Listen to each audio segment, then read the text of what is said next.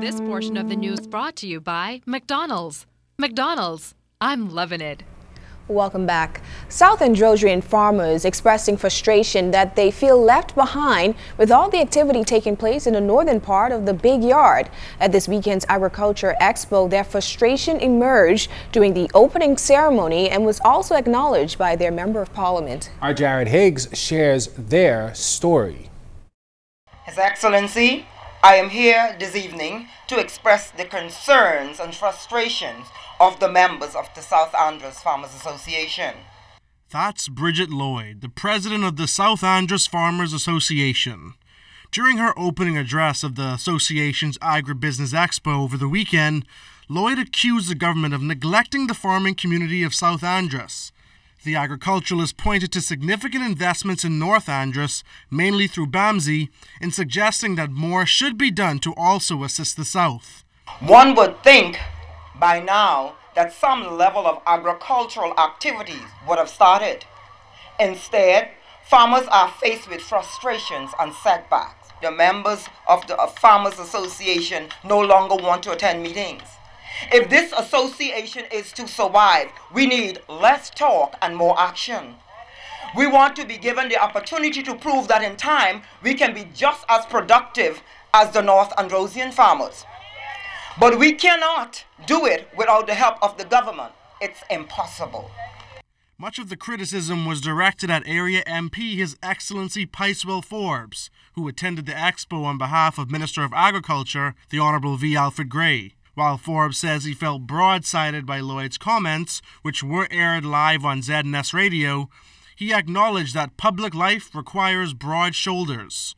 The South Andros native went on to promise that he would take her concerns to Cabinet. That means I'm going to take the message back and I'm going to carry a copy of that speech back to Minister Gray on Tuesday down to Cabinet. So Bridget, make sure I'm carrying it and I'm going to carry it straight. I don't want to carry the cricket, I want to carry it straight. If you come to politics, you got to come with big shoulders. You got to come with broad shoulders. If it ain't personal, if it's professional, you got to accept it. And what Bridget is saying, my people are frustrated and tired of waiting. And I understand that. Lloyd mentioned several issues related to farmers, including challenges with raising funds to clear and survey land and a lack of interest among young people. Her mother, Iota Sweeting, is a local farmer who knows some of the difficulties firsthand. Market don't be so brisk in the island because who don't do a big farm, they do like backyard farming, and so everybody's not going to buy, just few. But even when I take them to the exchange, you don't get what you really want, but it's better to get something than to let them all go back rot, you understand? While challenges in the agricultural sector certainly lie ahead, the necessity for such improvements receives little opposition. The nearly $1 billion food import bill speaks for itself. The Christie administration has received praise for the BAMSI project. During the recent spell of diplomatic visits, Director General of the International Labour Organization, Mr. Guy Ryder, says the Bahamas has gotten the message and is on the right track for sustainability. Jared Higgs, ZNS Network News. Now, a traffic jam may not seem like regular news, but when we tell you what caused this one, you'll see why we're telling you about it. Cows. Yes, cows stopped traffic today on the Tonique Williams-Darling Highway near C.W. Sawyer and the entrance of Yellow Elder. The 4 cows seemed to have gotten loose and were gallivanting across the highway and the median. Some drivers had to swerve to avoid hitting them. While the cows seemed unbothered by the ruckus and the commotion they were causing, some bystanders, though, were shocked. Cows on the highway blocking traffic. Some farmer got cows on the Darling Highway, and they report me for having 2 chickens in my yard. We were driving along and we saw some cows, and we thought it was an accident. It's not something that we see every day. Girl Guides continuing to celebrate their 100th year of guiding in the Bahamas. And while kids are out of school this week, a group of 40 Girl Guides will go camping. It's designed to encourage the girls and hone their independent skills. Minister of Social Services and former Girl Guide, the Honorable Melanie Griffin, commended the girls for productively utilizing their spring break.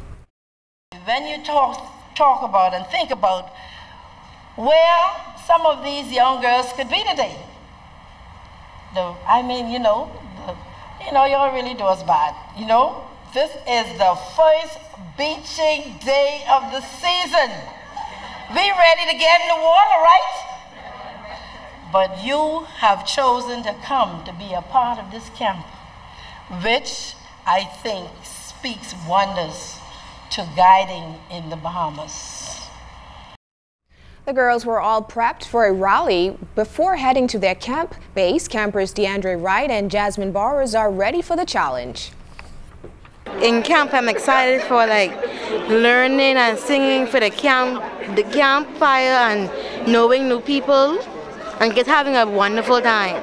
I really like to learn new stuff like tying knots, sewing, making stuff like that, and I'd love to meet new people too, like people coming from England, Canada. Today is the founding anniversary of the World Health Organization and coincides with the observance of World Health Day. This year's theme is From Farm to Plate, Keep It Safe. Country Ambassador for the Bahamas and Turks and Caicos Islands, Dr. Jerry Eichmann, telling ZNS News that food safety is the focus this year because of the many areas in which food is grown globally. Annually, 500,000 deaths occur because of unsafe food. It's something Dr. Eichmann said can be prevented.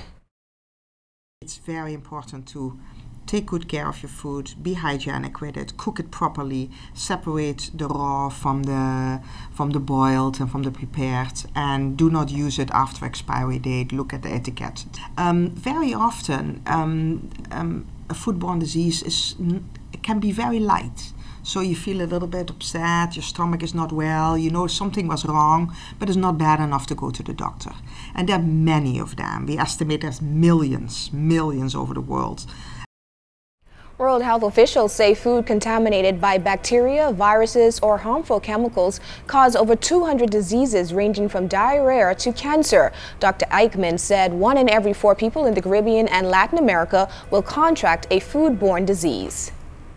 We do estimate that for the Caribbean, foodborne diseases can cost up to $17–18 million a year. And that's not only because of the cost of treatment, but also because of the potential loss in tourism. And this is a very important issue for the Bahamas and for the Caribbean in general. We live from tourism. The country's main source of income is tourism. Now, if you have a serious outbreak of a norovirus, for example. We had it in some of our neighboring countries a few years ago. The cruise ships were not coming in anymore. The hotels had to be evacuated. These are huge costs for a country to bear.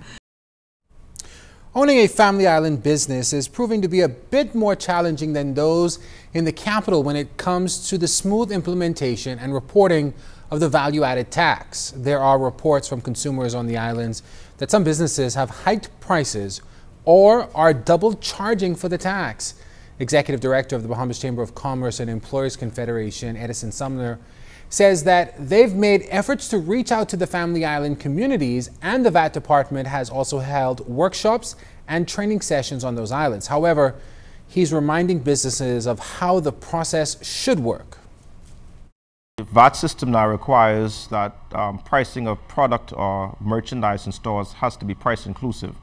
That the only industry who's really excluded from that were the restaurants, right? But prices must be included in, the VAT must be included in the prices as is displayed on the shelf. And when you get to the register, of course, you pay the cost of that item plus VAT. We want to encourage, until we're able to get or persuade the government to change their stance on whether it's going to remain price inclusive or they're going to consider going back to price exclusive model. We want to encourage the merchants to be sure that they follow the law and that the prices that are displayed in the store are price inclusive. This portion of the news was brought to you by McDonald's. McDonald's, I'm loving it.